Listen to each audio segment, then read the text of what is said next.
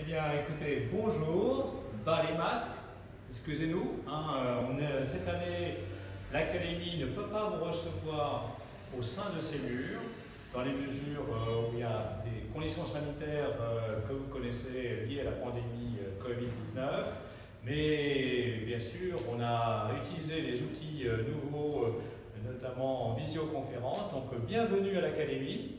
La présidente va vous guider au sein de cette vieille maison créée en 1761 avec aujourd'hui une devise qui est une passion connaître et une ambition transmettre.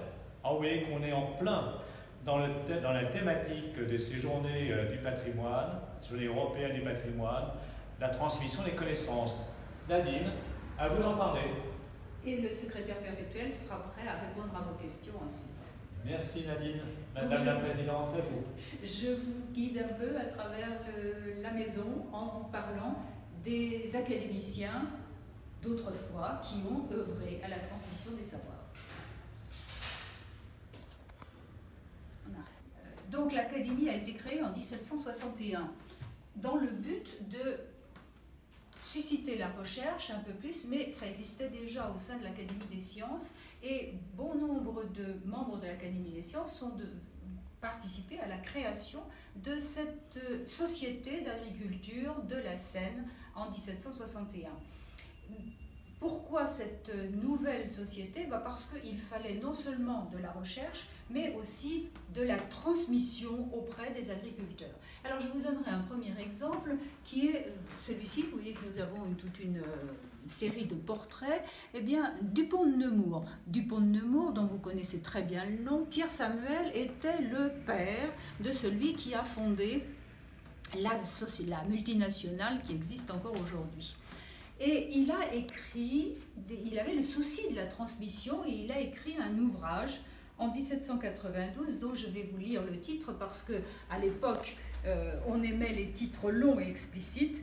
Le titre était « Vue sur l'éducation nationale par un agriculteur » ou « Moyen de simplifier l'instruction, de la rendre à la fois morale, philosophique, républicaine, civile et militaire, sans déranger les travaux de l'agriculture et des arts auxquels la jeunesse doit concourir. » Tout un programme.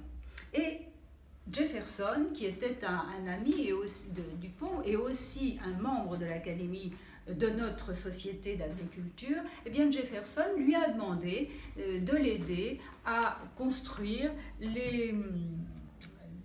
l'éducation aux États-Unis quand il a été vice-président puis président. Et donc il a publié aussi l'éducation nationale dans les États-Unis d'Amérique. Voilà.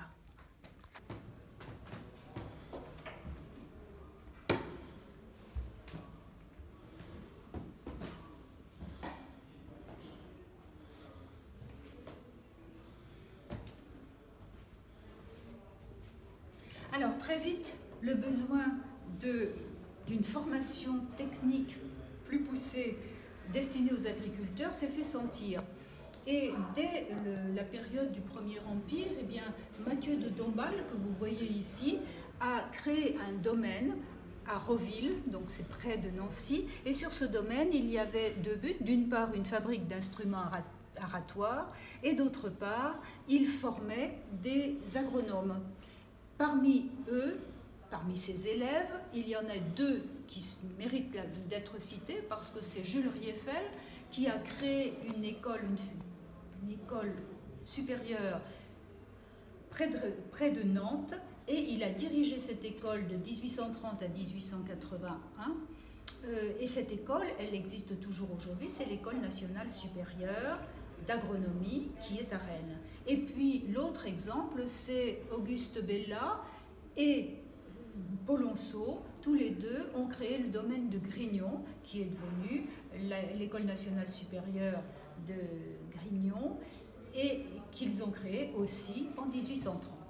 Alors là, je vous parle de la préoccupation de créer des écoles d'agronomie, mais les membres de la société étaient aussi très actifs dans la création d'établissements d'enseignement, et je vous cite Jean-Baptiste Dumas, que vous voyez ici. Jean-Baptiste Dumas, qui a, dès 1829, créé une école qui s'est appelée l'École centrale, École centrale des arts et manufactures, autrement dit, c'est Centrale Paris. Et il a créé cela en particulier avec Alphonse Lavallée.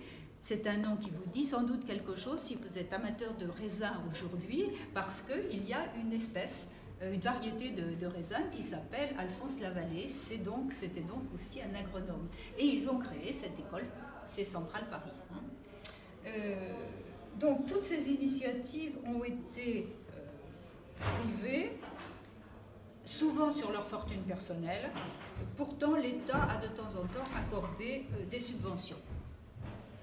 C'est tout. Voilà, nous voilà dans la salle des séances où ont lieu tous les mercredis des séances publiques dont je vous reparlerai. Et alors vous voyez que sur les murs, il y a des séries de noms, et tous ces noms sont ceux des membres titulaires depuis la création. Alors ici, d'abord, nous avons les membres depuis la création en 1761, et vous remarquez qu'il y a des noms très connus, comme par exemple, je ne sais pas si c'est très lisible là, mais vous avez Turbilly, Turgot, les plus connus, Lavoisier, Daubenton, etc.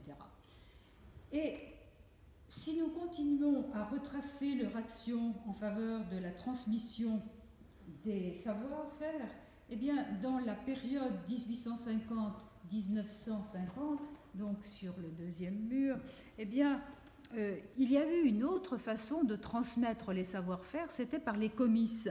Et les comices ont joué un rôle essentiel, ça vous rappelle quelque chose, c'est-à-dire qu'il y avait des concours de labour, des concours des meilleurs animaux, et cela stimulait les paysans pour améliorer la qualité de leurs produits. Alors je ne vous cite pas tous ces personnages, mais la plupart étaient des grands propriétaires et ils aimaient